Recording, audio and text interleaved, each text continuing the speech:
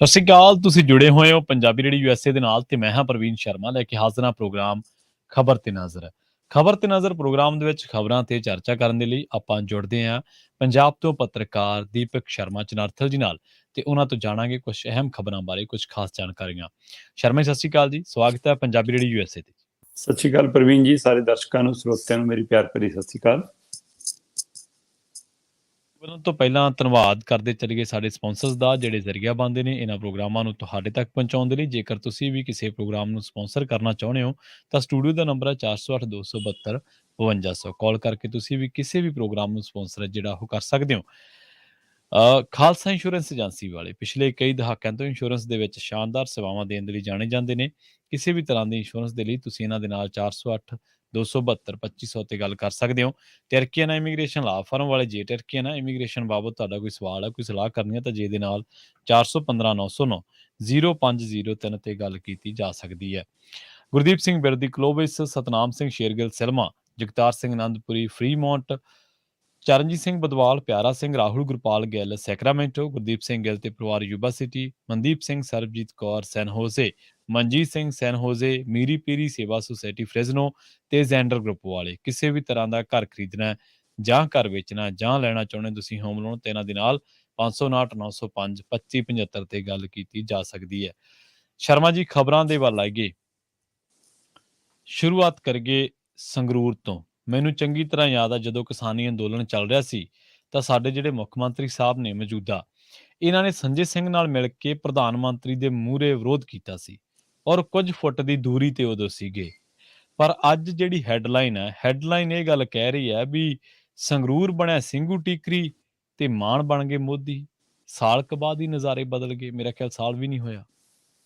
ਬਿਲਕੁਲ ਪ੍ਰਵੀਨ ਜੀ, ਤੁਸੀਂ ਦਰੁਸਤ ਫਰਮਾ ਰਹੇ ਹੋ ਕਿ ਇੱਕ ਦੌਰ ਸੀਗਾ ਜਦੋਂ ਤਿੰਨ ਖੇਤੀ ਕਾਨੂੰਨਾਂ ਨੂੰ ਲੈ ਕੇ ਦਿੱਲੀ 'ਚ ਅੰਦੋਲਨ ਚੱਲ ਰਿਹਾ ਸੀਗਾ। ਤਦ ਸਮੁੱਚੀ ਆਮ ਆਦਮੀ ਪਾਰਟੀ ਉਸ ਅੰਦੋਲਨ ਦੇ ਸਮਰਥਨ 'ਚ ਨਿੱਤਰੀ ਸੀ।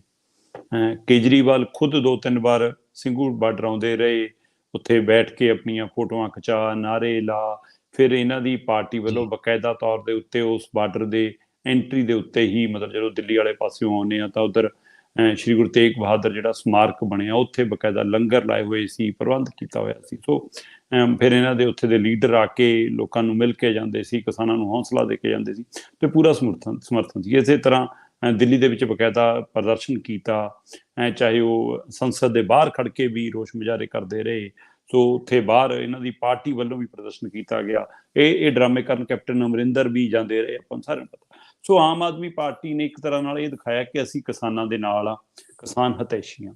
ਫਿਰ ਉਸ ਤੋਂ ਬਾਅਦ ਸਰਕਾਰ ਦੀ ਜਿਹੜੀ ਪਾਲਿਸੀ ਆਈ ਪੰਜਾਬ 'ਚ, ਆਮ ਆਦਮੀ ਪਾਰਟੀ ਜਦੋਂ ਗਰੰਟੀਆਂ ਬਣ ਰਹੀ ਸੀ ਤਾਂ ਦਮ ਭਰਿਆ ਗਿਆ ਕਿ ਸਾਡੇ ਰਾਜ 'ਚ ਧਰਨੇ ਨਹੀਂ ਲੱਗਣਗੇ, ਸਾਡੇ ਰਾਜ 'ਚ ਪ੍ਰਦਰਸ਼ਨ ਨਹੀਂ ਹੋਣਗੇ।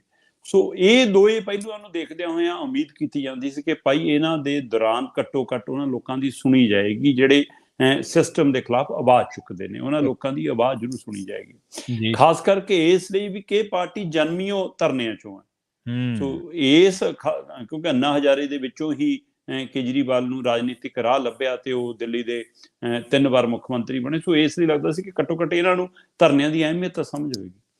ਪਰ ਇਸ ਮੌਕੇ ਜੋ ਪੰਜਾਬ ਦੀ ਸਥਿਤੀ ਆ ਉਹ ਤੋਂ ਤੁਸੀਂ ਦਰੁਸਤ ਫਰਮਾਇਆ, ਮਤਲਬ ਕਿ ਸੰਗਰੂਰ ਮੈਨੂੰ ਸਿੰਘੂ ਬਣਦਾ ਦਿਖ ਗਿਆ ਤੇ ਭਗਵੰਤ ਮੈਨੂੰ ਮੋਦੀ ਬਣਦੇ ਦਿਖੇ।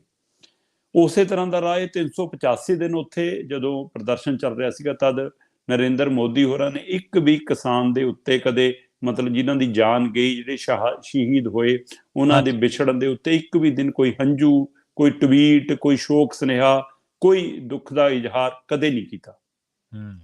ਜਿਹੜੀਆਂ ਬੈਠਕਾਂ ਚੱਲਦੀਆਂ ਨੇ ਉਹਦੇ ਵਿੱਚ ਵੀ ਕਿਸਾਨਾਂ ਨੇ ਮਤਲਬ ਕਿਹਾ ਕਿ ਅਸੀਂ ਪਹਿਲਾਂ ਸ਼ਰਧਾਂਜਲੀ ਨਹੀਂ ਤਾਂ ਮਜਬੂਰੀ ਬਸ ਤੋਮਰ ਉਹਨਾਂ ਨੂੰ ਖੜੇ ਹੋਣਾ ਪੈ ਜਾਂਦਾ ਸੀ। ਸੋ ਅਦਰਵਾਈਜ਼ ਉਹਨਾਂ ਵੱਲੋਂ ਵੀ ਕੋਈ ਅਜਿਹਾ ਕਦੇ ਪਹਿਲਕਦਮੀ ਨਹੀਂ ਹੋਈ।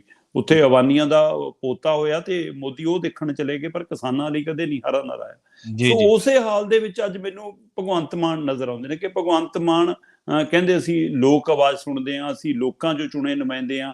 ਤੇ ਮਾਸਟਰ ਦਾ ਮੁੰਡਾ ਇੰਨੀ ਛੇਤੀ ਬਦਲ ਗਿਆ, ਸਧਾਰਨ ਘਰਾਂ ਦਾ ਮੁੰਡਾ ਹੁਣ ਇੰਨੀ ਛੇਤੀ ਬਦਲ ਗਿਆ। ਉਹਦੇ ਘਰ ਦੇ ਬੂਹੇ ਦੇ ਉੱਤੇ 18 ਦਿਨਾਂ ਤੋਂ ਪ੍ਰਦਰਸ਼ਨ ਚੱਲ ਰਿਹਾ ਹੋਵੇ ਤੇ ਦੀਵਾਲੀ ਉਹ ਉੱਥੇ ਮਨਾਉਣ।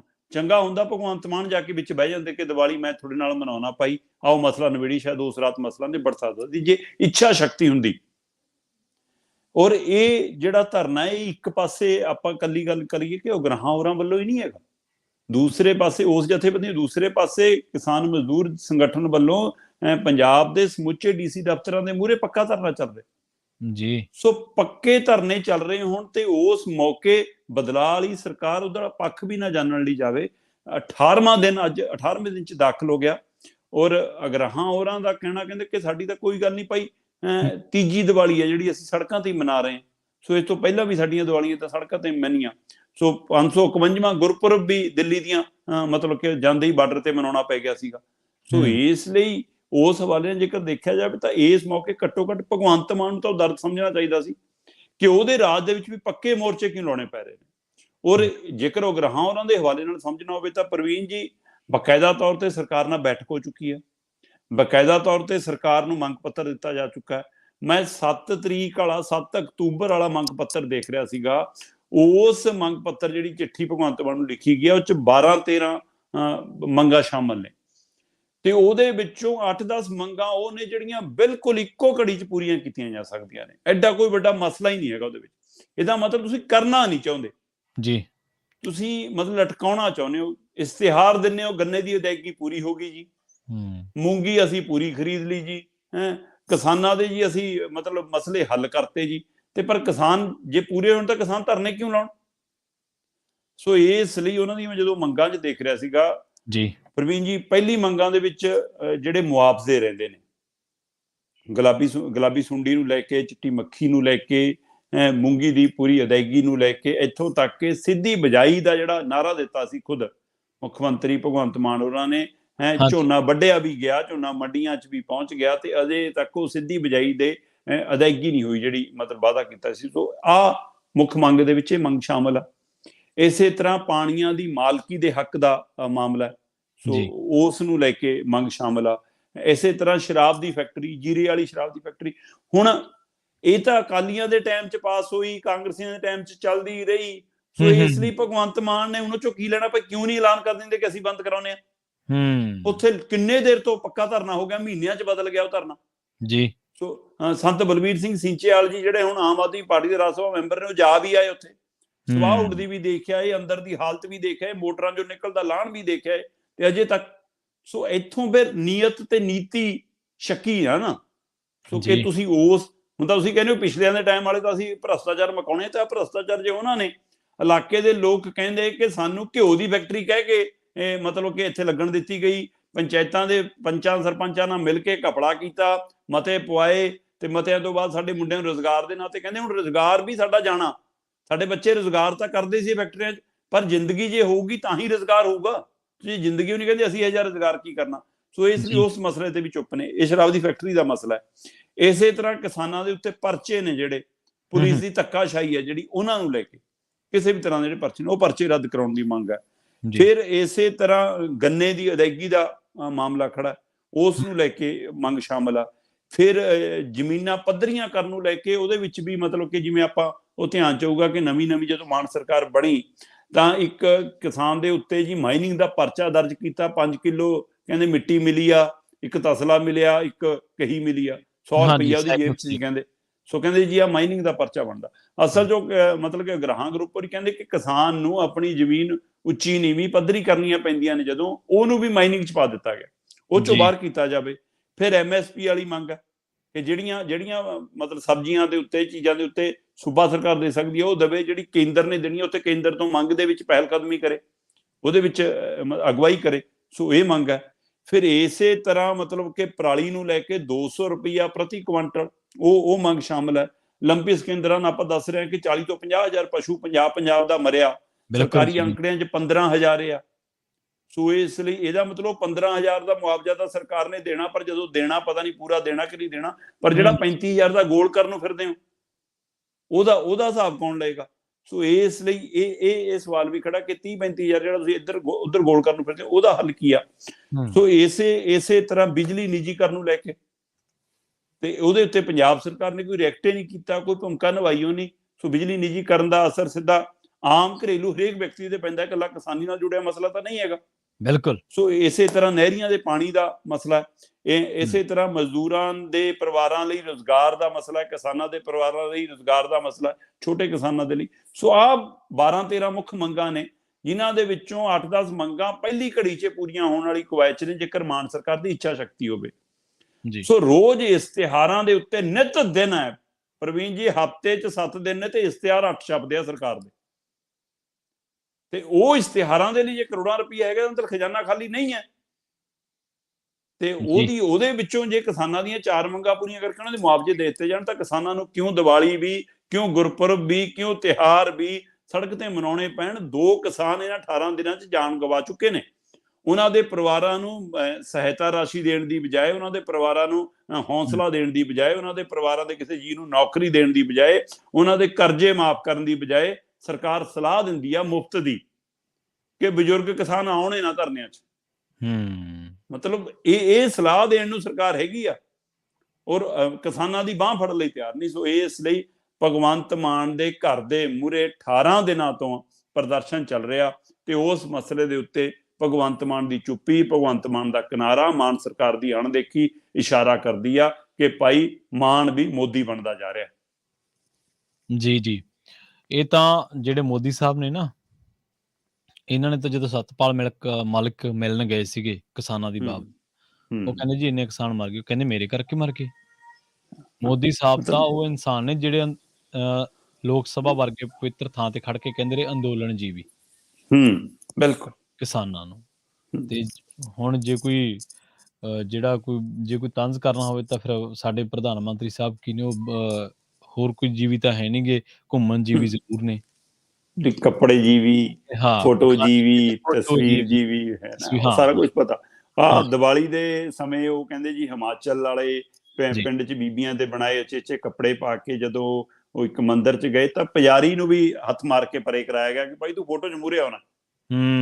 ਸੋ ਲਾਲ ਕਿਲੇ 'ਚ ਵੀ ਜਦੋਂ ਦਿਹਾੜੇ ਤੇ ਜਾਂਦੇ ਨੇ ਤਾਂ ਸਾਰਿਆਂ ਨੂੰ ਆਲੇ ਦੁਆਲੇ ਮੰਤਰੀਆਂ ਸੰਤਰੀਆਂ ਨੂੰ ਸਾਈਡ ਤੇ ਕਰਾਉਂਦੇ ਨੇ ਕਿ ਫਰੇਮ 'ਚ ਮੈਂ ਰਵਾਂ।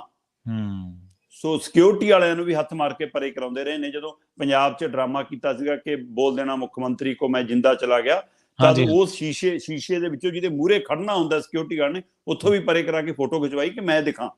ਸੋ ਜਿਹਨੂੰ ਇਹਦਾ ਮਤਲਬ ਇਹ ਤਸਵੀਰ ਜੀਵੀ ਨੇ, ਇਹ ਘੁੰਮਣ ਜੀਵੀ ਨੇ। ਬਿਲਕੁਲ ਤੁਸੀਂ ਦਰੁਸਤ ਸ਼ਬਦ ਵਰਤਿਆ, ਬਿਲਕੁਲ ਪ੍ਰਵੀਨ। ਰੌਲਾ ਇਹ ਵੀ ਹੈ ਨਾ ਕਿ ਉੱਥੇ ਉਹ ਤੈਅ ਕਰਦੇ ਆ ਸਿਕਿਉਰਿਟੀ ਵਾਲੇ ਜਾਂ ਮੋਦੀ ਸਾਹਿਬ ਕਿ ਫਰੇਮ 'ਚ ਕਿਹਨੇ ਆਉਣਾ। ਇੱਥੇ ਸਕਸੇਨੇ ਵਰਗੇ ਕਰੀ ਜਾਂਦੇ ਆ। ਸ਼ਰਮਾ ਜੀ ਗੱਲ ਅਗਲੀ ਖਬਰ ਦੇ ਵੱਲ ਵਧੀਆ ਸ਼ਰਮਾ ਜੀ। ਤੇ ਪੰਜਾਬ ਦੇ ਵਿੱਚ ਗ੍ਰੀਨ ਪਟਾਕਿਆਂ ਨੇ ਵੀ ਫੈਲਾਇਆ ਪ੍ਰਦੂਸ਼ਣ, ਪਰ ਮਾਨ ਸਰਕਾਰ ਆਪਦੀ ਪਿੱਠ ਥਾਪੜੀ ਜਾਂਦੀ ਹੈ। ਪ੍ਰਵੀਨ ਜੀ, ਇਸ ਵਾਰ ਮਤਲਬ ਕਿ ਇਹ ਸਰਕਾਰ ਨੇ ਇੱਕ ਚਾਰਟ ਲਾਨਿਆ ਕਿ ਜੀ ਇੰਨੇ ਤੋਂ ਇੰਨੇ ਘੰਟੇ ਹੀ, 2 ਘੰਟੇ ਹੀ ਪਟਾਕੇ ਚਲਾਉਣੇ, ਤੇ ਉਹ ਪਟਾਕੇ 2 ਘੰਟੇ ਹੀ ਚੱਲਣਗੇ। ਇਹਦੇ ਲਈ ਨਜ਼ਰਸਾਨੀ ਕੌਣ ਕਰੂਗਾ, ਸਵਾਲ ਇਹ ਸੀ। ਦੂਸਰਾ ਜੀ ਕਹਿੰਦੇ ਕਿ ਗ੍ਰੀਨ ਪਟਾਕੇ ਹੀ ਵਿਕਣਗੇ, ਚਾਹੇ ਪੰਜਾਬ ਦੀ ਰਾਜਧਾਨੀ ਚੰਡੀਗੜ੍ਹ ਹੋਵੇ ਤੇ ਚਾਹੇ ਪੰਜਾਬ ਹੋਵੇ, ਐਕਟੀ ਜੀ ਗ੍ਰੀਨ ਪਟਾਕੇ ਵਿਕਣਗੇ। ਮਤਲਬ ਮੈਂ ਹੈਰਾਨ ਸੀਗਾ ਕਿ ਇਹਦਾ ਮਤਲਬ ਜੇ ਉੱਪਰ ਡੱਬੇ ਦੇ ਉੱਤੇ ਗ੍ਰੀਨ ਪੱਤਾ ਬਣਾਤਾ, ਪਟਾਕੇ ਦਾ ਰੰਗ ਹਰਾ ਕਰਤਾ, ਡੱਬੇ ਦਾ ਰੰਗ ਹਰਾ ਕਰਤਾ, ਤਾਂ ਉਹਦੇ ਵਿੱਚ ਇਹੋ ਜਿਹਾ ਕੀ ਪਾ ਦੇਣਗੇ ਕਿ ਉਹਦੇ ਵਿੱਚ ਕੋਈ ਧੂਪ ਬੱਤੀ ਵਾਲੀ ਸਮੱਗਰੀ ਪਾਉਣਗੇ ਕਿ ਹਾਂ ਜਿਹਦੇ ਨਾਲ ਖੁਸ਼ਬੂ ਹੋਵੇ, ਜਿਹਦੇ ਨਾਲ ਵਾਤਾਵਰਨ ਸ਼ੁੱਧ ਹੋਵੇ। ਸੋ ਮੈਨੂੰ ਤਾਂ ਜਿੰਨਾ ਕੁ ਪਤਾ ਹੈ ਕਿ ਤਿਉਹਾਰ ਸਾਡੇ ਬਜ਼ੁਰਗਾਂ ਨੇ ਜਿਸ ਰਵਾਇਤ 'ਚ ਸ਼ੁਰੂ ਕੀਤੇ ਨੇ, ਉੱਥੇ ਘਿਓ ਦੇ ਦੀਵੇ, ਸਰੋਂ ਦੇ ਤੇਲ ਦੇ ਦੀਵੇ, ਉਹ ਬਾਲਣ ਦੀ ਕਵਾਇਦ ਸੀ ਜਿਹਦੇ ਨਾਲ ਵਾਤਾਵਰਨ ਸ਼ੁੱਧ ਹੁੰਦਾ। ਸੋ ਇਹਦੇ ਵਿੱਚ ਬੰਬ ਪਟਾਕੇ ਕੌਣ ਲਿਆ? ਇਹ ਉਸ ਸਮੇਂ ਦੇ ਮਤਲਬ ਕਾਰਪੋਰੇਟ ਘਰਾਣੇ ਸੀ। ਬਿਲਕੁਲ ਦੌਰ ਦੇ ਹਿਸਾਬ ਨਾਲ ਕਾਰਪੋਰੇਟ ਘਰਾਣਿਆਂ ਦੀ ਸ਼ਕਲ ਬਦਲੀ ਹੈ, ਢੰਗ ਤਰੀਕਾ ਬਦਲਿਆ। ਕਾਰਪੋਰੇਟ ਘਰਾਣੇ ਤਾਂ ਹਰ ਸਮੇਂ ਰਹੇ ਨੇ। ਸੋ ਇਸ ਲਈ ਆਪਾਂ ਕਿਸੇ ਸਮੇਂ ਲਾਲੇ ਨੂੰ, ਹੱਟੀ ਵਾਲੇ ਨੂੰ ਇਸੇ ਕੈਟਾਗਰੀ ਚੋਂ ਦੇਖਦੇ ਸੀ ਨਾ। ਜੀ। ਸੋ ਉਹ ਹੁਣ ਉਹਦਾ ਵਿਸਤਾਰ ਹੋ ਗਿਆ। ਉਹ ਹੁਣ ਉਹ ਇਕੱਲੇ ਪਿੰਡ ਦਾ ਜਾਂ ਸ਼ਹਿਰ ਦਾ ਲਾਲਾ ਨਹੀਂ ਰਿਹਾ, ਉਹ ਪੂਰੇ ਦੇਸ਼ ਦਾ ਲਾਲਾ। ਸੋ ਉਹ ਤੈਅ ਕਰਦਾ। ਹੁਣ ਗ੍ਰੀਨ ਪਟਾਕਿਆਂ ਦੇ ਨਾਂ ਦੇ ਉੱਤੇ ਜੋ ਵੇਚਿਆ ਗਿਆ ਕਿ ਉਹਦੇ ਵਿੱਚ ਪੋਟਾਸ਼ੀਅਮ ਨਹੀਂ ਸੀ, ਕਿ ਉਹਦੇ ਵਿੱਚ ਜਲਣਸ਼ੀਲ ਪਦਾਰਥ ਨਹੀਂ ਸੀ, ਕਿ ਉਹਦੇ ਵਿੱਚ ਉਹ ਸਾਰੇ ਤੱਤ ਨਹੀਂ ਸੀ, ਕਿ ਉਹਨਾਂ ਨੇ ਆਵਾਜ਼ ਨਹੀਂ ਕੀਤੀ, ਕਿ ਉਹਨਾਂ ਨੇ ਸ਼ੌਰ ਪ੍ਰਦੂਸ਼ਣ ਤੇ ਧੂਆਂ ਪ੍ਰਦੂਸ਼ਣ ਨਹੀਂ ਕੀਤਾ। ਸੋ ਉਸੇ ਤਰ੍ਹਾਂ ਸਰਕਾਰ ਰਿਐਕਟ ਕਰਦੀ ਹੈ। ਸਰਕਾਰ ਪੰਜਾਬ ਦੇ ਵਿੱਚ ਦੀਵਾਲੀ ਵਾਲੇ ਦਿਨ ਜੰਮ ਕੇ ਪਰਾਲੀ ਸਾੜੀ ਗਈ ਆ, ਕਿਉਂਕਿ ਉਸ ਦਿਨ ਨਾ ਅਫਸਰ ਹੁੰਦੇ ਨੇ, ਨਾ ਕੋਈ ਦੇਖਣ ਵਾਲਾ ਹੁੰਦਾ। ਬੰਬ ਪਟਾਕਿਆਂ ਦੇ ਚੱਕਰ 'ਚ ਉਹ ਵੀ ਚੱਲਿਆ, ਪਰਾਲੀ ਵਾਲਾ ਕੰਮ ਵੀ ਚੱਲਿਆ, ਤੇ ਪਟਾਕੇ ਗ੍ਰੀਨ ਪਟਾਕਿਆਂ ਦੀ ਆੜ ਦੇ ਵਿੱਚ ਸਾਰੇ ਪਟਾਕੇ ਵਿਕੇ। ਤੇ ਸਭ ਨੇ ਚਲਾਏ। ਜੀ ਜਿਹੜੇ ਕਿਸਾਨਾਂ ਨੂੰ ਪਰਾਲੀ ਸਾੜਨ ਤੇ ਰੌਲਾ ਪਾਉਂਦੇ ਨੇ ਉਹਨਾਂ ਨੇ ਦੁੱਗਣੇ ਚਲਾਏ। ਸੋ ਕੀ ਦੀਵਾਲੀ ਮਨਾਉਣ ਦਾ ਤਰੀਕਾ ਸਿਰਫ ਪਟਾਕੇ ਚਲਾਉਣਾ ਹੀ ਹੈ? ਸੋ ਇਸ ਲਈ ਉਹ ਪਟਾਕੇ ਜਿਹੜੇ ਚੱਲੇ ਉਹ ਅਫਸਰਾਂ ਨੇ ਵੀ ਚਲਾਏ, ਪ੍ਰਦੂਸ਼ਣ ਵਿਭਾਗ ਵਾਲਿਆਂ ਦੇ ਜਵਾਕਾਂ ਨੇ ਵੀ ਚਲਾਏ, ਮੰਤਰੀਆਂ ਸੰਤਰੀਆਂ ਦੇ ਸਮਰਥਕਾਂ ਨੇ ਵੀ ਚਲਾਏ, ਤੇ ਫਿਰ ਪ੍ਰਦੂਸ਼ਣ ਰੋਕਣਾ ਕਿਹਨੇ ਸੀ? ਪ੍ਰਦੂਸ਼ਣ ਉਸੇ ਤਰ੍ਹਾਂ ਹੋਇਆ। ਇਹ ਵੱਖਰੀ ਗੱਲ ਹੈ ਕਿ ਐਕਚੁਅਲੀ ਕੇਜਰੀਵਾਲ ਦਿੱਲੀ ਤੋਂ ਖੜ ਕੇ ਨਹੀਂ ਬੋਲਦਾ, ਕਿਹੜੇ ਮੂੰਹ ਨਾਲ ਬੋਲੇ, ਕਿਉਂਕਿ ਪੰਜਾਬ 'ਚ ਆਪਣੀ ਉਹ ਸਰਕਾਰ ਆ ਤੇ ਹਰਿਆਣਾ 'ਚ ਬਣਾਉਣ ਦਾ ਸੁਪਨਾ ਦੇਖਦੇ ਨੇ। ਸੋ ਪਰ ਜਦੋਂ ਅੰਕੜੇ ਦੇਖੇ ਜਾਂਦੇ ਨੇ ਤਾਂ ਮੀਤ ਹਰ ਜੀ ਕਹਿੰਦੇ ਧੰਨਵਾਦ ਪ੍ਰਦੂਸ਼ਣ ਕੰਟਰੋਲ ਬੋਰਡ ਦਾ ਪੰਜਾਬ ਦੇ ਦਾ ਕਿ ਜੀ ਪਿਛਲੀ ਵਾਰ ਨਾਲੋਂ ਪ੍ਰਦੂਸ਼ਣ ਘਟ ਗਿਆ। ਪਰ ਹਕੀਕਤ ਇਹ ਆ ਕਿ ਪੰਜਾਬ ਦੇ ਜਲੰਧਰ, ਅੰਮ੍ਰਿਤਸਰ, ਲੁਧਿਆਣਾ, ਪਟਿਆਲਾ ਅਜਿਹੇ ਸ਼ਹਿਰਾਂ ਦੇ ਲਈ ਡਾਕਟਰਾਂ ਨੇ ਬੇਨਤੀ ਕੀਤੀ ਹੈ ਲੋਕਾਂ ਨੂੰ ਕਿ ਭਾਈ ਮਾਸਕ ਲਾ ਕੇ ਨਿਕਲਿਓ।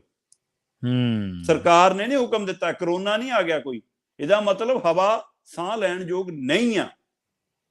ਤੇ ਅੰਕੜਿਆਂ ਦੇ ਹਵਾਲੇ ਨਾਲ ਸਰਕਾਰ ਆਪਣੀ ਪਿੱਠ ਥਾਪੜਦੀ ਆ। ਮਾਨ ਸਰਕਾਰ ਮੀਤ ਹੇਰੋੜੀ ਕਹਿੰਦੇ ਕਿ ਜੀ ਬਹੁਤ ਕਮਾਲ ਹੈ ਕਿ ਪਿਛਲੇ ਅੰਮ੍ਰਿਤਸਰ ਦੇ ਵਿੱਚ 2020 ਦੇ ਵਿੱਚ 386 ਪੁਆਇੰਟ ਦੇ ਉੱਤੇ ਸੀਗੀ ਜਿਹੜੀ ਹਵਾ ਦਾ ਮਤਲਬ ਹਵਾ 'ਚ ਪ੍ਰਦੂਸ਼ਣ ਸੀਗਾ। ਪਿਛਲੇ ਸਾਲ 2021 ਦੇ ਵਿੱਚ ਘਟ ਕੇ 303 ਰਹਿ ਗਈ, ਇਸ ਵਾਰ ਘਟ ਕੇ 262 ਆ ਗਈ। ਮਤਲਬ ਇਹ ਹਵਾ ਵੀ ਸ਼ੁੱਧ ਨਹੀਂ ਹੈ। ਪਰ 386 ਤੋਂ 262 ਤੱਕ ਆਉਣਾ 2 ਸਾਲਾਂ 'ਚ ਸਰਕਾਰ ਇਹਨੂੰ ਪ੍ਰਾਪਤੀ ਗਿਣਦੀ ਆ। ਇਸੇ ਤਰ੍ਹਾਂ ਜਲੰਧਰ ਦੇ ਵਿੱਚ 2020 ਦੇ ਵਿੱਚ 328 ਸੀ, 21 ਚ 327 ਹੋ ਗਈ, 1 ਪੁਆਇੰਟ ਘਟ ਗਈ, ਐਕਤੀ 225 ਹੋ ਗਈ। ਸੋ ਇਸ ਨੂੰ ਸਰਕਾਰ ਆਪਣੀ ਪ੍ਰਾਪਤੀ ਗਿਣਦੀ ਆ। ਲੁਧਿਆਣਾ ਦੇ ਵਿੱਚ ਪਹਿਲਾਂ 376 ਸੀ, ਪਿਛਲੇ ਸਾਲ ਘਟ ਕੇ 290 ਕ ਰਹਿ ਗਈ, ਐਕਤੀ 257 ਕ ਹੈ। ਨੇੜੇ ਤੇੜੀ ਹੈ 290 ਔਰ 260 ਦੇ ਵਿੱਚ ਕੋਈ ਜ਼ਿਆਦਾ ਫਰਕ ਨਹੀਂ, ਬਿਲਕੁਲ 30 ਦਾ ਹੀ ਹੈ। ਫਿਰ ਵੀ ਸਰਕਾਰ ਖੁਸ਼ ਆ। ਇਸੇ ਤਰ੍ਹਾਂ ਪਟਿਆਲਾ 2020 ਦੇ ਵਿੱਚ 334 ਸੀ, ਪਿਛਲੇ ਸਾਲ 241 ਸੀ, ਐਕਤੀ 224 ਆ। 224 ਤੇ 241 ਦੇ ਵਿੱਚ ਕੋਈ ਜ਼ਿਆਦਾ ਫਰਕ ਨਹੀਂ ਪੈਂਦਾ, ਪਰ ਸਰਕਾਰ ਖੁਸ਼ ਆ। ਖੰਨੇ ਦੇ ਵਿੱਚ ਐਕਤੀ 190 ਆ, ਪਿਛਲੇ ਸਾਲ 227 ਸੀ, ਉਹ ਤੋਂ ਪਹਿਲਾਂ 281 ਸੀ। ਮੰਡੀ ਗੋਬਿੰਦਗੜ੍ਹ 'ਚ ਇਸ ਵਾਰ 188 ਆ, ਪਿਛਲੇ ਸਾਲ 220 ਸੀ, ਉਹ ਤੋਂ ਪਹਿਲਾਂ 262 ਸੀ। ਸੋ ਹੁਣ ਸਰਕਾਰ ਖੁਸ਼ ਹੈ ਕਿ ਅੰਮ੍ਰਿਤਸਰ ਦੇ ਵਿੱਚ ਪਿਛਲੇ ਸਾਲ ਦੇ ਮੁਕਾਬਲੇ -13% ਪ੍ਰਦੂਸ਼ਣ ਘਟ ਗਿਆ, ਜਲੰਧਰ 'ਚ -31% ਘਟ ਗਿਆ, ਲੁਧਿਆਣੇ 'ਚ ਕਹਿੰਦੇ -11 ਘਟ ਗਿਆ, ਪਟਿਆਲੇ 'ਚ -7 ਘਟ ਗਿਆ, ਪਿਛਲੇ ਸਾਲ ਨਾਲੋਂ 16% ਘੱਟ ਆ ਖੰਨੇ 'ਚ, ਗੋਬਿੰਦਗੜ੍ਹ 'ਚ 14% ਘੱਟ ਆ। ਸੋ ਅੰਕੜਿਆਂ ਨੂੰ ਦੇਖ ਕੇ ਖੁਸ਼ ਆ, ਪਰ ਜਿਹੜਾ ਹੈਗਾ ਉਸ ਨੂੰ ਮੰਨਣ ਨੂੰ ਤਿਆਰ ਨਹੀਂ ਕਿ ਭਾਈ ਆਹ ਪ੍ਰਦੂਸ਼ਣ ਵੀ ਤਾਂ ਹੈਗਾ। ਔਰ ਜਿਹੜਾ ਇਹ ਘਟਿਆ ਜੀ, ਉਹਦੇ ਲਈ ਪੰਜਾਬ ਵਾਸੀ ਵਧਾਈ ਦੇ ਪਾਤਰ ਨੇ, ਉਹਦੇ ਲਈ ਪੰਜਾਬ ਦੇ ਲੋਕ ਵਧਾਈ ਦੇ ਪਾਤਰ ਨੇ ਜਿਹੜੇ ਚੇਤਨ ਹੋਏ ਨੇ। ਕਿੰਨੀਆਂ ਹੀ ਸੰਸਥਾਵਾਂ ਨੇ, ਕਿੰਨੀਆਂ ਹੀ ਪਿੰਡਾਂ ਨੇ ਇਸ ਵਾਰ ਬੂਟੇ ਲਾ ਕੇ ਦੀਵਾਲੀ ਮਨਾਈ।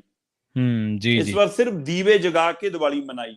ਇਸ ਵਾਰ ਸਿਰਫ ਗਰੀਬ ਬੱਚਿਆਂ, ਲੋੜਵੰਦ ਪਰਿਵਾਰਾਂ ਨਾਲ ਕੱਪੜੇ, ਲੀੜੇ, ਤੋਹਫੇ ਦੇ ਕੇ ਦੀਵਾਲੀ ਮਨਾਈ। ਸੋ ਤੈਅ ਕੀਤਾ ਕਿ ਸਾਡੇ ਬੱਚੇ ਵੀ ਪਟਾਕੇ ਨਹੀਂ ਚਲਾਉਣਗੇ। ਸੋ ਇਹ ਜਿਹੜੀ ਪਹਿਲ ਕਦਮੀ ਆ ਉਹ ਆਪਣੇ ਘਰਾਂ ਚੋਂ ਕਰਨੀ ਪੈਂਦੀ ਆ। ਸੋ ਲੋਕਾਂ ਨੇ ਕੀਤੀ, ਸਰਕਾਰ ਇਹਦੇ ਵਿੱਚ ਕੁਝ ਨਹੀਂ, ਸਰਕਾਰ ਤਾਂ ਉਹਨਾਂ ਵਪਾਰੀਆਂ ਨਾਲ, ਵੇਚਣ ਵਾਲਿਆਂ ਨਾਲ ਮਿਲੀ ਹੋਈ ਸੀ। ਸੋ ਇਸ ਲਈ ਚਾਹੇ ਉਹ ਪਰਾਲੀ ਨਾਲ ਪੋਲਿਊਸ਼ਨ ਹੈ, ਚਾਹੇ ਉਹ ਬੰਬ ਪਟਾਕਿਆਂ ਨਾਲ ਪੋਲਿਊਸ਼ਨ ਹੈ, ਸਰਕਾਰ ਕਿਸੇ ਵੀ ਮਸਲੇ ਦਾ ਹੱਲ ਕੱਢਣ ਵੱਲ ਨਹੀਂ ਜਾਂਦੀ। ਸਰਕਾਰ ਕਦੇ ਵੀ ਚੇਤਨ ਕਰਨ ਨਹੀਂ ਜਾਂਦੀ, ਸਿਰਫ ਅੰਕੜੇ ਦਿਖਾ ਕੇ, ਪੇਸ਼ ਕਰਕੇ ਆਪਣੀ ਪਿੱਠ ਥਾਪੜਨਾ ਜਾਣਦੀ ਆ। ਸੋ ਇਸ ਲਈ ਪਿਛਲੇ ਸਾਲ ਦੇ ਮੁਕਾਬਲੇ ਜੀ ਆਹ ਘਟ ਗਿਆ, ਪਿਛਲੇ ਸਾਲ ਦੇ ਮੁਕਾਬਲੇ ਜੀ ਹੁਣ ਪਰਚੇ ਘੱਟ ਹੋਏ ਜੀ, ਪਿਛਲੇ ਸਾਲ ਦੇ ਮੁਕਾਬਲੇ ਜੀ ਪਰਾਲੀ ਘੱਟ ਜਲੀ ਜੀ। ਇਹ ਦੱਸ ਕੇ ਤੁਸੀਂ ਦੱਸਣਾ ਚਾਹੁੰਦੇ ਹੋ ਕਿ ਪਹਿਲਾਂ ਵੀ ਹੁੰਦਾ ਸੀ, ਹੁਣ ਵੀ ਹੋ ਤਾਂ ਰਿਹਾ ਨਾ। ਸੋ ਬਦਲਾਅ ਤਾਂ ਉਹ ਹੁੰਦਾ ਕਿ ਭਾਈ ਲੋਕਾਂ ਨੇ ਬਿਲਕੁਲ ਇਹਨਾਂ ਚੀਜ਼ਾਂ ਤੋਂ ਕਿਨਾਰਾ ਕਰ ਲਿਆ, ਅਸੀਂ ਉਹਦਾ ਬਦਲਵਾਂ ਹੱਲ ਦੇ ਦਿੱਤਾ ਲੋਕਾਂ ਨੂੰ। ਸੋ ਇਸ ਲਈ ਇਹ ਸਿਰਫ ਅੰਕੜਿਆਂ ਦੀ ਖੇਡ ਸੀ, ਜਿਹਦੇ ਖੇਡ ਦੇ ਵਿੱਚ ਆਮ ਆਦਮੀ ਪਾਰਟੀ ਨੇ ਇਸ਼ਤਿਹਾਰ ਦੇ ਕੇ, ਪ੍ਰਦਰਸ਼ਨ ਦੇ ਕੇ, ਬਿਆਨ ਦੇ ਕੇ, ਸੋਸ਼ਲ ਮੀਡੀਆ ਤੇ ਪਾ ਕੇ ਆਪਣੀ ਪਿੱਠ ਥਾਪੜ ਲਿਆ। ਪਰ ਪੰਜਾਬ, ਦਿੱਲੀ, ਹਰਿਆਣਾ ਦੇਸ਼ ਦੀ ਆਬੋ ਹਵਾ ਸਾਹ ਲੈਣ ਯੋਗ ਨਾ ਪਹਿਲਾਂ ਸੀ, ਤੇ ਦੀਵਾਲੀ ਤੋਂ ਬਾਅਦ ਤਾਂ ਹੋਰ ਔਖੀ ਹੋ ਗਈ ਹੈ। ਇਹ ਬਿਲਕੁਲ ਜੀ, ਇਹਨਾਂ ਨੇ ਆਪਦੇ ਜਿਹੜੇ ਦਾਅਵੇ ਆ ਉਹ ਮਾਰੀ ਜਾਣੇ, ਆਪਣੀ ਦਮਗਜੇ ਸਰਕਾਰਾਂ ਮਾਰਦੀਆਂ, ਤੱਥਾਂ ਦੇ ਨਾਲ ਫੈਬਰੀਕੇਸ਼ਨ ਕਰਨੀ, ਉਹਨਾਂ ਦੀ ਫੈਬਰੀਕੇਸ਼ਨ ਕਰਨੀ, ਅਸਲੀ ਗੱਲ ਲੋਕਾਂ ਤੋਂ ਲੁਕਾਉਣੀ। ਇਹ ਸੱਤਾ ਦੇ ਕੰਮ ਹੁੰਦੇ ਆ, ਪਰ ਅਸਲ ਦੇ ਵਿੱਚ ਗਰਾਊਂਡ ਤੇ ਜਦੋਂ ਹਾਲਾਤ ਹੁੰਦੇ ਆ ਪਤਾ ਉੱਥੋਂ ਲੱਗਦਾ ਜਿਹੜਾ ਬੰਦਾ ਗਰਾਊਂਡ ਤੇ ਤੁਰਿਆ ਫਿਰਦਾ। ਸਰਕਾਰ ਤਾਂ ਅੱਜ ਕੱਲ੍ਹ ਗਰਾਊਂਡ ਤੇ ਨਹੀਂ, ਸਰਕਾਰ ਤਾਂ ਅੱਜ ਕੱਲ੍ਹ ਤੁਹਾਨੂੰ ਪਤਾ ਚੌਪਰ ਇੱਕ ਨਵਾਂ ਭਾਲਦੀ। ਆਪਾਂ ਅਗਲੇ ਮਸਲੇ ਦੀ ਗੱਲ ਕਰੀਏ। ਸ਼ਰਮਾ ਜੀ ਕਹਿੰਦੇ ਪੰਜਾਬ ਦੇ ਵਿੱਚੋਂ 3 ਜਾਂ 4 ਟੋਲ ਪਲਾਜ਼ਿਆਂ ਤੋਂ ਮੁਕਤੀ ਮਿਲ ਸਕਦੀ ਹੈ। ਕਿਹੜੇ-ਕਿਹੜੇ ਟੋਲ ਪਲਾਜ਼ੇ ਨੇ ਤੇ ਜੇ ਮੈਂ ਗਲਤ ਨਾ ਹੋਵਾਂ ਸ਼ਰਮਾ ਜੀ, ਕੀ ਇਹ ਤੱਥ ਸਹੀ ਹੈ ਕਿ ਇੱਕ ਵਾਰੀ ਚਰਨਜੀਤ ਭੁੱਲਰ ਨੇ ਇਹਨਾਂ ਟੋਲ ਪਲਾਜ਼ਿਆਂ ਤੇ ਜਿਹੜੀ ਆ ਉਹ ਰਿਪੋਰਟ ਕੀਤੀ ਸੀ ਪੰਜਾਬੀ ਟ੍ਰਿਬਿਊਨ ਦੇ ਲਈ, ਤੇ ਉਹਨਾਂ ਨੇ ਕਿਹਾ ਸੀਗਾ 4000 ਕਰੋੜ ਰੁਪਈਆ ਪੰਜਾਬੀ ਤਾਰਦੇ ਨੇ 1 ਸਾਲ ਦੇ ਵਿੱਚ, 4000 ਕਰੋੜ ਰੁਪਈਆ। ਪ੍ਰਵੀਨ ਜੀ, ਇਹ ਸਾਡੀ ਤਰਾਸਦੀ ਹੈ ਕਿ ਅਸੀਂ ਰੋਡ ਟੈਕਸ ਵੀ ਦਿੰਦੇ ਹਾਂ, ਅਸੀਂ ਟੋਲ ਟੈਕਸ ਵੀ ਦਿੰਦੇ ਹਾਂ। ਇਹ ਮਤਲਬ ਕਿ ਸਰਕਾਰਾਂ ਨੂੰ ਅਸੀਂ ਸਵਾਲ ਕਰਨਾ ਹੀ ਨਹੀਂ ਜਾਣ ਸਕੇ। ਮੈਂ ਇਕੱਲੀ ਮਾਨ ਸਰਕਾਰ ਦੀ ਗੱਲ ਨਹੀਂ ਕਰਦਾ, ਸਾਡੇ ਸਿਸਟਮ ਦੀ ਗੱਲ ਕਰਦਾ ਮੈਂ, ਕਿ ਜਦੋਂ ਅਸੀਂ ਕੋਈ ਵਾਹਨ ਨਵਾਂ ਲੈਂਦੇ ਹਾਂ, ਕਾਰ ਲਈਏ, ਸਕੂਟਰ ਲਈਏ, ਟਰੈਕਟਰ ਲਈਏ, ਕੁਛ ਵੀ ਲਈਏ, ਤਾਂ ਸਾਡੇ ਨਾਲ ਹੀ ਰਜਿਸਟ੍ਰੇਸ਼ਨ ਦੇ ਸਮੇਂ ਰੋਡ ਟੈਕਸ ਭਰਵਾਇਆ ਜਾਂਦਾ। ਉਹ ਰੋਡ ਟੈਕਸ ਕਾਹਦੇ ਲਈ ਹੈ? ਕਿ ਉਹ ਪੈਸਾ ਭਾਈ ਸੜਕਾਂ ਦੇ ਨਿਰਮਾਣ 'ਚ ਵਰਤਿਆ ਜਾਣਾ ਜੀ। ਤੁਸੀਂ ਇੰਨੀਆਂ ਭਾਈ ਸੜਕਾਂ ਵਰਤੋਗੇ, ਉਹਦੇ ਲਈ ਸੜਕ ਦੀ ਘਸਾਈ ਆ ਉਹਦਾ ਪੈਸਾ ਹੈ। ਅਸੀਂ ਪਹਿਲਾਂ ਹੀ ਉਹ ਹਰਜਾਨਾ ਤਾਰਦੇ ਹਾਂ ਆਪਣੀ ਚੀਜ਼ ਨੂੰ ਸੜਕ ਤੇ ਤਾਰਨ ਤੋਂ ਪਹਿਲਾਂ, ਤੇ ਉਹਦੇ ਬਾਵਜੂਦ ਵੀ ਸਾਤੋਂ ਟੋਲ ਟੈਕਸ ਲਿਆ ਜਾਂਦਾ। ਤੇ ਅਸੀਂ ਕਦੇ ਸਵਾਲ ਹੀ ਨਹੀਂ ਕਰਦੇ ਕਿ ਭਾਈ ਜਿਹਨੇ ਵਿਚਾਰੇ ਨੇ 30,000 35,000 ਦੀ ਸਿਰਫ ਇਹ ਹੈ ਕਿ ਮੀਂਹ ਕਣੀ ਧੁੱਪ ਤੋਂ ਬਚਾਉਣ ਦੇ ਲਈ ਆਪਣੇ ਜਵਾਕਾਂ ਨੂੰ, ਆਪਣੇ ਬਜ਼ੁਰਗਾਂ ਲਈ ਮਰੂਤੀ ਲੈ ਲਈ ਪੁਰਾਣੀ ਕੋਈ, ਉਹ ਵੀ ਓਨਾ ਹੀ ਟੋਲ ਟੈਕਸ ਦੇ ਰਿਹਾ। ਜਿਹੜਾ 15 ਲੱਖ ਦੀ 20 ਲੱਖ ਦੀ 1 ਕਰੋੜ ਦੀਆਂ ਗੱਡੀਆਂ ਲੈ ਕੇ ਲੰਘ ਰਿਹਾ, ਉਹ ਵੀ ਓਨਾ ਹੀ ਦੇ ਰਿਹਾ। ਫਿਰ ਗੱਡੀਆਂ ਦੇ ਭਾਅ ਦੇ ਹਿਸਾਬ ਨਾਲ ਲਾ ਲਓ ਨਾ, ਜੀ ਲਾ ਲਓ, ਜਿਹੜਾ ਜਿੱਡਾ ਵੱਡਾ ਫਿਰ ਉਹਨਾਂ ਦੇ ਕੇ ਲੰਘੇ। ਉਹਨਾਂ ਲਈ ਫ੍ਰੀ ਹੈ। ਮੰਤਰੀਆਂ ਦੀ ਗੱਡੀ ਹੂ ਕਰਕੇ ਲੰਘ ਜਾਂਦੀ ਹੈ, ਅਫਸਰਾਂ ਦੀ ਗੱਡੀ ਐਂ ਲੰਘ ਜਾਂਦੀ ਹੈ। ਜਿਹੜੇ ਕਰੋੜਾਂ ਰੁਪਇਆ ਲੈਂਦੇ ਨੇ, ਲੱਖਾਂ ਰੁਪਇਆ ਲੈਂਦੇ ਨੇ, ਉਹਨਾਂ ਦੀਆਂ ਗੱਡੀਆਂ ਮੁਫਤ 'ਚ ਲੰਘਦੀਆਂ ਨੇ। ਤੇ ਜਿਹੜਾ ਵਿਚਾਰਾ ਦਿਹਾੜੀਦਾਰ ਹੈ, ਤਨਖਾਹਦਾਰ ਹੈ, ਮਜ਼ਦੂਰੀ ਕਰਦਾ ਹੈ, ਤੇ ਜੇ ਉਹਨੇ ਕੋਈ 4 ਸਿਲੜ ਜੋੜ ਕੇ ਕੋਈ ਗੱਡੀ ਲੈ ਲਈ ਤਾਂ ਉਹ ਟੋਲ ਟੈਕਸ ਦੇ ਕੇ ਜਾ ਰਿਹਾ ਜੀ। ਬਿਲਕੁਲ। ਤੇ ਫਿਰ ਇਹ ਕਿਹੜਾ ਨਿਆਂ ਹੈ? ਹੁਣ ਮਾਨ ਸਾਹਿਬ ਕੱਲ ਵਿਸ਼ਵਕਰਮਾ ਡੇ ਦੇ ਉੱਤੇ ਲੁਧਿਆਣਾ 'ਚ ਸਮਾਗਮ ਸੀਗੇ, ਤੇ ਉਹਨਾਂ ਨੇ ਕਿਹਾ ਕਿ ਅਸੀਂ ਮਤਲਬ ਕਿ ਜਿਹੜੇ ਆਪਣੇ ਵਰਕਰ ਨੇ, ਸਾਡੇ ਨੌਜਵਾਨ ਨੇ, ਸਾਡੇ ਪੰਜਾਬ ਦੇ ਵਾਸੀ ਨੇ, ਉਹਨਾਂ ਨੂੰ ਅਸੀਂ ਤਕਨੀਕੀ ਸਿੱਖਿਆ 'ਚ ਮਾਹਰ ਕਰ ਰਹੇ ਹਾਂ, ਤਾਂ ਕਿ ਉਹ ਵੀ ਵਿਸ਼ਵਕਰਮਾ ਜੀ ਦੇ ਉੱਤੇ, ਉਹਨਾਂ ਦੇ ਦੱਸੇ ਰਾਹ ਦੇ ਉੱਤੇ ਚੱਲ ਕੇ ਆਪਣੇ ਕਿਸੇ ਮਤਲਬ ਉਹਦੇ ਵਿੱਚ ਮਾਹਰ ਹੋ ਸਕਣ। ਸੋ ਕਿਉਂਕਿ ਉਹਨਾਂ ਤੋਂ ਦਿਸ਼ਾ ਨਿਰਦੇਸ਼ ਕਹਿੰਦੇ ਅਸੀਂ ਲੈਂਦੇ ਹਾਂ। ਤੇ ਇਸ ਦੌਰ ਦੇ ਵਿੱਚ ਕਹਿੰਦੇ ਮੈਂ ਤੁਹਾਨੂੰ ਤੋਹਫਾ ਦਿੰਦਾ ਕਿ ਭਾਈ ਅਸੀਂ ਪੰਜਾਬ ਦੀਆਂ ਸੜਕਾਂ ਹੁਣ ਟੋਲ ਮੁਕਤ ਕਰ ਦੇਣੀਆਂ, ਆਜ਼ਾਦ ਕਰ ਦੇਣੀਆਂ ਜੀ। ਤੇ ਆਉਂਦੇ ਸਮੇਂ 'ਚ ਕਹਿੰਦੇ 3-4 ਟੋਲ ਅਸੀਂ ਮੁਕਾਉਣ ਜਾ ਰਹੇ ਹਾਂ, ਸੰਗਰੂਰ 'ਚ 2 ਮੁਕਾਤੇ। ਮਤਲਬ ਮਾਨ ਸਰਕਾਰ ਜਾਂ ਮਾਨ ਸਾਹਿਬ ਅੱਜ ਕੱਲ ਪੰਜਾਬ ਦੇ ਲੋਕਾਂ ਨੂੰ ਪਤਾ ਨਹੀਂ ਕਿਉਂ ਐ ਮੂਰਖ ਸਮਝਣ ਲੱਗ ਗਏ। ਚਿੱਠੀ ਪੰਜਾਬੀ ਵਾਲੀ ਦੀ ਆਪਾਂ ਗੱਲ ਕੀਤੀ, ਉਹਨੂੰ ਲੱਗਾ ਕਿ ਪੰਜਾਬੀਆਂ ਨੂੰ ਮੈਂ ਐਂ ਭਰਵਾ ਲੂੰਗਾ ਕਿ ਰਾਜਪਾਲ ਨੂੰ ਅੰਗਰੇਜ਼ੀ 'ਚ ਲਿਖਤੀ ਤੇ ਲੋਕਾਂ ਨੂੰ ਪੰਜਾਬੀ 'ਚ ਲਿਖਤੀ। ਹੁਣ ਕੱਲ ਉੱਥੇ ਵਿਸ਼ਵਕਰਮਾ ਜੀ ਦੇ ਦਿਹਾੜੇ ਦੇ ਮੌਕੇ ਉਸ ਸਮਾਗਮ ਦੇ ਵਿੱਚ ਖੜ ਕੇ ਤੁਸੀਂ ਘੱਟੋ ਘੱਟ ਝੂਠ ਤਾਂ ਨਾ ਬੋਲੋ। ਟੋਲ ਮੁਕਤ ਹੋਣਾ ਪੰਜਾਬ ਨੇ, 3 ਜਾਂ 4 ਟੋਲਾਂ ਤੋਂ ਮੁਕਤੀ ਮਿਲਣੀ ਹੈ। ਉਹ 'ਚ 1-2 ਵੱਡੇ ਵੀ ਨੇ, ਮੈਨੂੰ ਪਤਾ ਲੱਗ ਰਿਹਾ ਕਿ ਸ਼ਾਇਦ ਜਿਹੜਾ ਲਾਡੋਵਾਲ ਟੋਲ ਹੈ ਉਹ ਵੀ ਸ਼ਾਇਦ ਜਿਹੜਾ ਇੱਧਰ ਸਾਡਾ ਰਾਜਪੁਰੇ ਵਾਲੇ ਕੋਲ ਹੈ ਉਹ ਵੀ, ਤੇ 1-2 ਹੋਰ, ਉਹ 2-3 ਟੋਲ ਦੀ ਮਿਆਦ 223 ਦੇ ਵਿੱਚ ਤੇ 2 ਦੀ 24 ਦੇ ਵਿੱਚ ਮੁੱਕਣ ਜਾ ਰਹੀ ਹੈ। ਸੋ ਇਸ ਲਈ 23 ਦੇ ਵਿੱਚ ਸ਼ਾਇਦ 3 ਟੋਲ ਚੱਕ ਹੋ ਜਾਣੇ ਨੇ, 24 'ਚ 2 ਚੱਕ ਹੋ ਜਾਣੇ, ਤਾਂ 5 ਟੋਲ ਪੰਜਾਬ 'ਚੋਂ ਚੱਕਣ ਦੀ ਤਿਆਰੀ ਹੈਗੀ ਆ। ਜਿਹੜਾ ਸਿਸਟਮ ਹੈ ਉਸੇ ਤਹਿਤ ਸੰਗਰੂਰ ਦੇ 2 ਟੋਲਾਂ ਦੀ ਮਿਆਦ ਮੁੱਕੀ ਸੀ, ਜਿਹੜੀ ਮਾਨ ਸਰਕਾਰ ਹੁਣ ਦਮ ਭਰਦੀ ਹੈ ਕਿ ਅਸੀਂ ਚੁਕਾਏ। ਮਤਲਬ ਹੁਣ ਇਹ ਦੱਸਣਗੇ ਕਿ ਸਾਡੇ ਰਾਹ 'ਚ ਚੱਕੋਗੇ ਤਾਂ ਅਸੀਂ ਚੁਕਾਏ। ਸੋ ਇਸ ਲਈ ਇਹ ਟੋਲ ਉਸ ਕਵਾਇਦ ਖਤਮ ਹੋਣੇ ਨੇ, ਪਰ ਇੱਕ ਖਤਮ ਹੁੰਦਾ ਦੂਜਾ ਨਵਾਂ ਆ ਜਾਂਦਾ।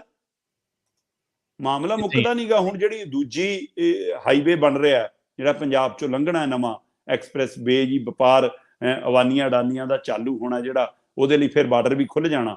ਸੋ ਇਸ ਲਈ ਉਹਦੇ ਉੱਤੇ ਜਿਹੜਾ ਮੋਟਾ ਟੋਲ ਲੱਗਣਾ, ਉਹ ਮਤਲਬ ਕਿ ਇੱਕ ਨਵਾਂ ਟੋਲ ਹੋਰ ਲੱਗ ਜਾਣਾ ਤੁਹਾਨੂੰ, ਨਵੀਂ ਰੋਡ ਦੇ ਕੇ। ਸੋ ਇਸ ਲਈ ਇਹ ਪਰ ਮਤਲਬ ਫਿਲਹਾਲ ਲੋਕਾਂ ਨੂੰ ਉਮੀਦ ਲੱਗਦੀ ਆ ਕਿ ਹਾਂ ਸ਼ਾਇਦ ਜਿਹੜੇ ਆਹ ਟੋਲ ਨੇ ਉਹ ਵੀ ਮੁੱਕਣਗੇ। ਪਰ ਇੱਕ ਗਡਕਰੀ ਹੋਰਾਂ ਨੇ ਜਿਹੜਾ ਦੱਸਿਆ ਸੀਗਾ ਕਿ ਅਸੀਂ ਉਸ ਫਾਰਮੂਲੇ ਤੇ ਕੰਮ ਕਰ ਰਹੇ ਹਾਂ ਕਿ 60 ਕਿਲੋਮੀਟਰ ਦੇ ਵਿੱਚ ਆਉਂਦੇ ਸਮੇਂ 'ਚ ਟੋਲ ਮੁਕਾ ਦਾਂਗੇ, ਕਿਉਂਕਿ 30 ਕਿਲੋਮੀਟਰ ਦਾ ਹਵਾਲਾ ਅੱਗੇ ਹੈਗਾ ਤੇ ਉਹਦੇ ਬਾਵਜੂਦ ਵੀ ਟੋਲ ਨੇੜੇ ਨੇੜੇ ਹੈਗੇ ਨੇ। ਪਰ ਉਸ ਹਵਾਲੇ ਨਾਲ ਸ਼ਾਇਦ ਅਗਲੇ ਸਾਲ ਕੁਝ ਟੋਲ ਉਸ ਹਵਾਲੇ ਨਾਲ ਵੀ ਪੰਜਾਬ 'ਚੋਂ ਘਟਣੇ ਨੇ। ਸੋ ਇਸ ਲਈ ਉਹ ਸਰਕਾਰ ਨੂੰ ਉਹਨਾਂ ਅੰਕੜਿਆਂ ਦੀ ਜਾਣਕਾਰੀ ਹੈ ਕਿ ਇਸ ਪੈਮਾਨੇ ਦੇ ਤਹਿਤ ਵੀ 3-4 ਟੋਲ ਚੱਕ ਹੋ ਜਾਣੇ ਨੇ ਪੰਜਾਬ 'ਚੋਂ, 2-3 ਮਿਆਦ ਮੁੱਕਣ ਤੇ ਚੱਕ ਹੋ ਜਾਣੇ। 2023 ਦੇ ਵਿੱਚ ਜੇ ਪੰਜਾਬ 'ਚੋਂ 5 ਟੋਲ ਵੀ 4 ਟੋਲ ਵੀ ਚੱਕ ਹੋ ਗਏ ਤਦ ਵੀ ਲੋਕਾਂ ਨੂੰ ਥੋੜੀ ਰਾਹਤ ਮਿਲਣੀ ਆ। ਸੋ ਇਸ ਲਈ ਉਸ ਨਾਲ ਖੇਡ ਕੇ ਕੱਲ ਵਿਸ਼ਵਕਰਮਾ ਜੀ ਦੇ ਦਿਨ ਦੇ ਉੱਤੇ ਮਾਨ ਸਾਹਿਬ ਨੇ ਬਾਂਹ ਖੜੀ ਕਰਕੇ ਕਿਹਾ ਕਿ ਅਸੀਂ ਪੰਜਾਬ ਨੂੰ ਟੋਲ ਮੁਕਤ ਕਰਨ ਜਾ ਰਹੇ ਹਾਂ। ਸੋ ਇਸ ਲਈ ਜੀ ਪੰਜਾਬ ਨੂੰ ਰਾਹਤ ਤਾਂ ਮਿਲਣੀ ਆ। ਚਲੋ ਮਾਨ ਸਾਹਿਬ ਦੇ ਬੋਲਾਂ ਦੇ ਹਿਸਾਬ ਨਾਲ ਮਹਿਸੂਸ ਕਰ ਲਈਏ ਤਾਂ ਵੀ ਠੀਕ ਹੈ।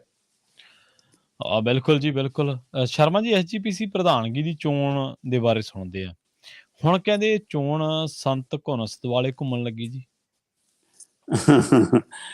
ਪ੍ਰਵੀਨ ਜੀ, ਚੋਣ ਤਾਂ ਹੁਣ ਹਰ ਮੈਂਬਰ ਦੇ ਦੁਆਲੇ ਘੁੰਮ ਰਹੀ ਹੈ। ਜਿਹੜਾ ਸ਼੍ਰੋਮਣੀ ਗੁਰਦੁਆਰਾ ਪ੍ਰਬੰਧਕ ਕਮੇਟੀ ਦਾ ਮੈਂਬਰ ਹੈ ਨਾ, ਹਾਂ, ਹੁਣ ਉਹੀ ਰਾਜਾ। ਇੱਕ ਇੱਕ ਵੋਟ ਲਈ ਮਤਲਬ ਕਿ ਉਹਨਾਂ ਦੇ ਘਰੇ ਜਾਇਆ ਜਾਂਦਾ ਹੈ, ਗੋਡੇ ਕੁੱਟੇ ਜਾਂਦੇ ਨੇ, ਫੋਨ ਕੀਤੇ ਜਾਂਦੇ ਨੇ, ਰਿਸ਼ਤੇਦਾਰਾਂ ਤੋਂ ਸੁਨੇਹੇ ਲਾਏ ਜਾਂਦੇ ਨੇ। ਤੇ ਜਿੱਥੋਂ ਤੱਕ ਸੰਤ ਘੁੰਨਸ ਦੀ ਗੱਲ ਹੈ, ਸੰਤ ਘੁੰਨਸ ਹੋਰੀ ਮਤਲਬ ਕਿ ਅਕਾਲੀ ਦਲ ਦੇ ਖਾਸ ਵੀ ਰਹੇ ਨੇ, ਸੁਖਬੀਰ ਬਾਦਲ ਦੇ ਪਸੰਦੀਦਾ ਵੀ ਰਹੇ ਨੇ। 2016 ਦੇ ਵਿੱਚ ਉਹਨਾਂ ਦੀ ਪ੍ਰਧਾਨ ਬਣਾਉਣ ਦੀ ਤਿਆਰੀ ਹੋ ਗਈ ਸੀ ਉਹਨਾਂ ਨੂੰ, ਸ਼੍ਰੋਮਣੀ ਗੁਰਦੁਆਰਾ ਪ੍ਰਬੰਧਕ ਕਮੇਟੀ। ਤੇ 16 ਤੋਂ ਬਾਅਦ ਇੱਕ ਵਾਰ 17-18 ਚ ਵੀ ਕੋਸ਼ਿਸ਼ ਹੋਈ, ਮਤਲਬ ਸੁਖਬੀਰ ਬਾਦਲ ਦੀ ਇੱਛਾ ਸੀ ਕਿ ਸੰਤ ਬਲਵੀਰ ਸਿੰਘ ਘੁੰਨਸ ਹੋਰਾਂ ਨੂੰ ਆਪਾਂ ਪ੍ਰਧਾਨ ਲਾ ਦਈਏ। ਤੇ ਉਸ ਸਮੇਂ ਪਤਾ ਲੱਗਦਾ ਕਿ ਸਭ ਤੋਂ ਵੱਧ ਜੇਕਰ ਕੋਈ ਰਾਹ 'ਚ ਰੋੜਾ ਬਣਦਾ ਸੀ ਜਾਂ ਅੜਿੱਕਾ ਬਣਦਾ ਸੀ ਜਾਂ ਮਤਲਬ ਕਿ ਮੂਹਰੇ ਡਿੱਕਾ ਲਾਉਂਦਾ ਸੀ, ਤਾਂ ਉਹ ਕਹਿੰਦੇ ਸੁਖਦੇਵ ਸਿੰਘ ਢੀਂਡਸਾ ਸੀ, ਕਿ ਸੁਖਦੇਵ ਸਿੰਘ ਢੀਂਡਸਾ ਨਹੀਂ ਉਹਨਾਂ ਨੂੰ ਬਣ ਦਿੰਦਾ ਸੀ। ਤੇ ਹੁਣ ਘੁੰਨਸ ਦੇ ਘਰੇ ਬੀਬੀ ਜਗੀਰ ਕੌਰ ਵੀ ਬੈਠੀ ਆ, ਬਾਹਰ ਬੂਹਾ ਕਹਿੰਦੇ ਕਿ ਸੁਖਦੇਵ ਸਿੰਘ ਢੀਂਡਸਾ ਨੇ ਖੜਕਾਇਆ, ਬੀਬੀ ਜਗੀਰ ਕੌਰ ਇੱਕ ਦਰਵਾਜ਼ੇ ਚੋਂ ਨਿਕਲੀ ਤੇ ਦੂਏ ਦਰਵਾਜ਼ੇ ਚੋਂ ਢੀਂਡਸਾ ਅੰਦਰ ਆਇਆ। ਤੇ ਉਸ ਤੋਂ ਬਾਅਦ ਕਹਿੰਦੇ ਬਾਹਰ ਗੱਡੀ ਦੇ ਵਿੱਚ, ਜੈਮਰ ਵਾਲੀ ਗੱਡੀ ਦੇ ਵਿੱਚ, ਕਹਿੰਦੇ ਸੁਖਬੀਰ ਬਾਦਲ ਵੀ ਬੈਠਾ ਸੀ ਕਿ ਇਹ ਲਾਂਬੇ ਹੁਣ ਤਾਂ ਮੈਂ ਜਾਵਾਂ। ਫਿਰ ਸੁਖਬੀਰ ਬਾਦਲ ਵੀ ਬੈਠਕ ਚ ਆ ਗਏ। ਸੋ ਘੁੰਨਸ ਦੇ ਘਰੇ ਸੁਖਦੇਵ ਸਿੰਘ ਢੀਂਡਸਾ ਦਾ ਆਉਣਾ, ਘੁੰਨਸ ਦੇ ਘਰੇ ਸੁਖਬੀਰ ਬਾਦਲ ਦਾ ਆਉਣਾ, ਘੁੰਨਸ ਦੇ ਘਰੇ ਬੀਬੀ ਜਗੀਰ ਕੌਰ ਦਾ ਆਉਣਾ, ਇਹਦਾ ਮਤਲਬ ਹੁਣ ਪੂਰੀ ਸਿਆਸਤ, ਕਿਉਂਕਿ ਦੱਸਿਆ ਜਾਂਦਾ ਕਿ 8-10 ਮੈਂਬਰ ਸਿੱਧੇ ਉਹਨਾਂ ਦੇ ਪ੍ਰਭਾਵ ਚ ਨੇ ਤੇ 15 ਕੁ ਵੋਟਾਂ ਦਾ ਉਹ ਪਵਾ ਸਕਦੇ ਨੇ। ਸੋ ਇਸ ਲਈ ਬੀਬੀ ਜਗੀਰ ਕੌਰ ਜੀ ਨੇ ਤੈਅ ਕੀਤਾ ਕਿ ਮੈਂ ਪ੍ਰਧਾਨਗੀ ਦੀ ਚੋਣ ਲੜਨੀ। ਉਹ ਆਪਾਂ ਸਭ ਤੋਂ ਪਹਿਲਾਂ ਆਪਣੇ ਰੇਡੀਓ ਤੇ ਇਸ ਗੱਲ ਦਾ ਮਤਲਬ ਜ਼ਿਕਰ ਕਰ ਚੁੱਕੇ ਹਾਂ। ਸੋ ਉਸ ਸਮੇਂ ਤੱਕ ਕਦੇ ਚਰਚਾ ਚ ਵੀ ਨਹੀਂ ਸੀ, ਕਿਤੇ ਨਾਂ ਵੀ ਨਹੀਂ ਉਹਨਾਂ ਦਾ ਚਰਚਾ ਸੀ ਜਦੋਂ ਆਪਾਂ ਗੱਲ ਕੀਤੀ ਸੀ। ਸੋ ਉਸ ਤੋਂ ਬਾਅਦ ਹੁਣ ਅਕਾਲੀ ਦਲ ਅਜੇ ਵੀ ਐਡਵੋਕੇਟ ਹਰਵਿੰਦਰ ਸਿੰਘ ਧਾਮੀ ਹੋਰਾਂ ਤੇ ਮਤਲਬ ਤੈਅ ਆ ਤੇ ਆਉਂਦੇ 3-4 ਦਿਨਾਂ ਤੱਕ, ਮਤਲਬ ਕਿ ਕਿਉਂਕਿ ਜਿਵੇਂ ਚੋਣ ਹੈ 9 ਤਰੀਕ ਨੂੰ, ਤਾਂ ਹੋ ਸਕਦਾ 4 ਜਾਂ 5 ਤਰੀਕ ਤੱਕ ਸ਼ਾਇਦ ਨਾਮ ਐਲਾਨ ਦਿੱਤਾ ਜਾਵੇ। ਇਸ ਵਾਰ ਉਮੀਦ ਹੈ ਕਿ ਨਾਮ ਐਲਾਨ ਕੇ ਅਕਾਲੀ ਦਲ ਮੈਦਾਨ ਚ ਨਿਤਰੇਗਾ। ਤਾਂ ਉਹ ਅਜੇ ਵੀ ਅੱਜ ਦੀ ਤਰੀਕ ਚ ਹਰਵਿੰਦਰ ਸਿੰਘ ਧਾਮੀ ਤੇ ਟੇਕ ਹੈ। ਪਰ ਜਿਵੇਂ ਬੀਬੀ ਜਗੀਰ ਕੌਰ ਪਹੁੰਚ ਕਰ ਰਹੀ ਹੈ ਸਾਰਿਆਂ ਤੱਕ, ਤੇ ਹੁਣ ਆ ਘੁੰਨਸ ਦੇ ਘਰੇ ਲਗਾਤਾਰ ਲੀਡਰ ਡੇਰੇ ਲਾ ਰਹੇ ਨੇ। ਜਿਹੜਾ ਉਹਨਾਂ ਨੂੰ ਪ੍ਰਧਾਨ ਬਣਾਉਣਾ ਚਾਹੁੰਦਾ ਸੀ ਉਹ ਵੀ, ਜਿਹੜਾ ਕਦੇ ਉਹਨਾਂ ਦੇ ਪ੍ਰਧਾਨਗੀ ਦੇ ਰਾਹ 'ਚ ਰੋੜਾ ਲਾਉਂਦਾ ਸੀ ਉਹ ਵੀ, ਤੇ ਜਿਹੜਾ ਹੁਣ ਨਵਾਂ ਪ੍ਰਧਾਨ ਬਣਨਾ ਚਾਹੁੰਦੀ ਹੈ ਉਹ ਵੀ, ਜਿਵੇਂ ਉਹਨਾਂ ਦੇ ਘਰੇ ਪਹੁੰਚ ਰਹੇ ਨੇ। ਮਤਲਬ ਘੁੰਨਸ ਦੀ ਅਹਿਮੀਅਤ ਇਹਨਾਂ ਚੋਣਾਂ 'ਚ ਵੱਧ ਗਈ ਆ। ਤੇ ਕੀ ਉਹਨਾਂ ਨੂੰ ਕੋਈ ਅਹੁਦੇ ਦਾ ਕੋਈ ਪੇਸ਼ਕਾਰੀ ਹੋ ਸਕਦੀ ਆ, ਕੀ ਉਹਨਾਂ ਨੂੰ ਕੋਈ ਮਨਾਇਆ ਜਾ ਸਕਦਾ ਹੈ, ਕੀ ਉਹਨਾਂ ਨੂੰ ਕੁਛ ਮਤਲਬ ਕਿ ਸਿਰਫ ਬੇਨਤੀਆਂ ਕੀਤੀਆਂ ਜਾ ਸਕਦੀਆਂ, ਜਾਂ ਉਹ ਕਿਹੜੇ ਪਾਲੇ ਚਾਉਣਗੇ, ਇਹ ਦੇਖਣ ਵਾਲੀ ਗੱਲ ਹੋਊਗੀ। ਫਿਲਹਾਲ ਬਲਬੀਰ ਸਿੰਘ ਘੁੰਨਸ ਦੇ ਦੁਆਲੇ ਜਿਵੇਂ ਚੋਣ ਘੁੰਮਣ ਲੱਗੀ ਆ ਪ੍ਰਧਾਨਗੀ ਦੀ, ਉਸਨੇ ਕੁਝ ਕਿਹਾ ਕਿ ਇਹਦਾ ਮਤਲਬ ਕੁਛ ਅੰਦਰ ਇਸ ਵਾਰ ਤਕੜੀ ਹਲਜੁਲ ਤਾਂ ਹੈ, ਜਿਹੜਾ ਸੁਖਬੀਰ ਬਾਦਲ ਉਹਨਾਂ ਦੇ ਘਰ ਤੱਕ ਆਉਣਾ ਪੈ ਰਿਹਾ।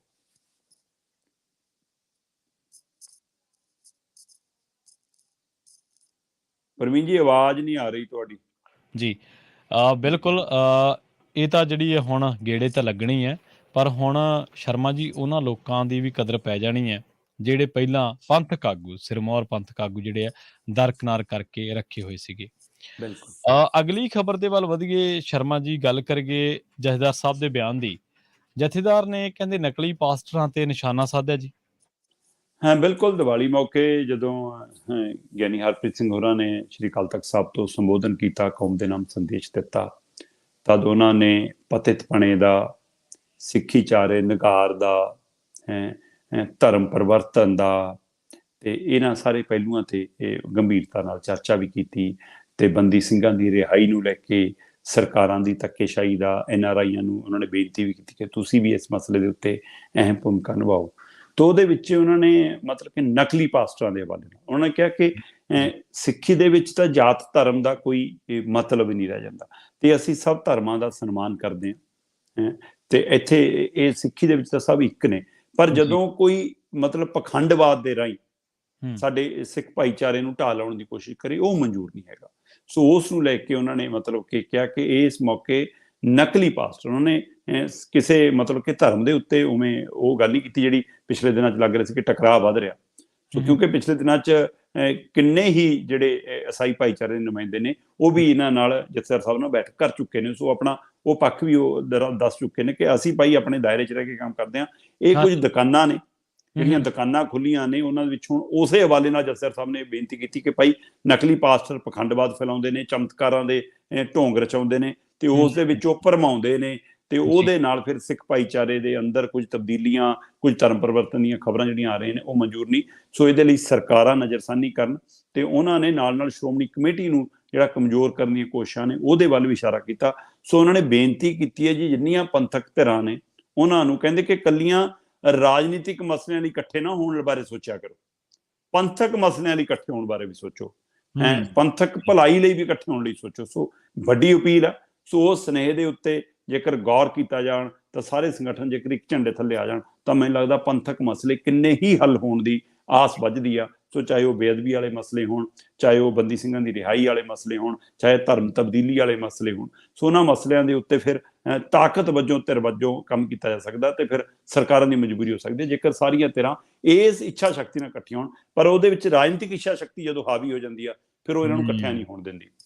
ਜੀ ਜੀ ਸ਼ਰਮਾ ਜੀ, ਬਹੁਤ ਬਹੁਤ ਧੰਨਵਾਦ ਤੁਹਾਡਾ ਇਹਨਾਂ ਖਾਸ ਜਾਣਕਾਰੀਆਂ ਦੇ ਲਈ। ਬਹੁਤ ਸ਼ੁਕਰੀਆ ਪ੍ਰਵੀਨ ਜੀ। ਸੋ ਪ੍ਰੋਗਰਾਮ ਖਬਰ ਤੇ ਨਜ਼ਰ ਨੂੰ ਆਪਾਂ ਇੱਥੇ ਸਮਾਪਤ ਕਰਾਂਗੇ। ਸਮਾਂ ਇਜਾਜ਼ਤ ਨਹੀਂ ਦਿੰਦਾ। ਪੰਜਾਬੀ ਰੇਡੀਓ USA ਤੇ ਪ੍ਰੋਗਰਾਮਾਂ ਦਾ ਸਿਲਸਿਲਾ ਲਗਾਤਾਰ ਜਾਰੀ ਹੈ। ਜੁੜੇ ਰਹੋ ਪੰਜਾਬੀ ਰੇਡੀਓ USA ਦੇ ਨਾਲ। ਤੇ ਆਖਿਰ ਦੇ ਵਿੱਚ ਇੱਕ ਵਾਰ ਮੁੜ ਤੋਂ ਤੁਹਾਨੂੰ ਸਭ ਨੂੰ ਪਿਆਰ ਸਤਿਕਾਰ ਸਹਿਤ ਸਤਿ ਸ਼੍ਰੀ ਅਕਾਲ।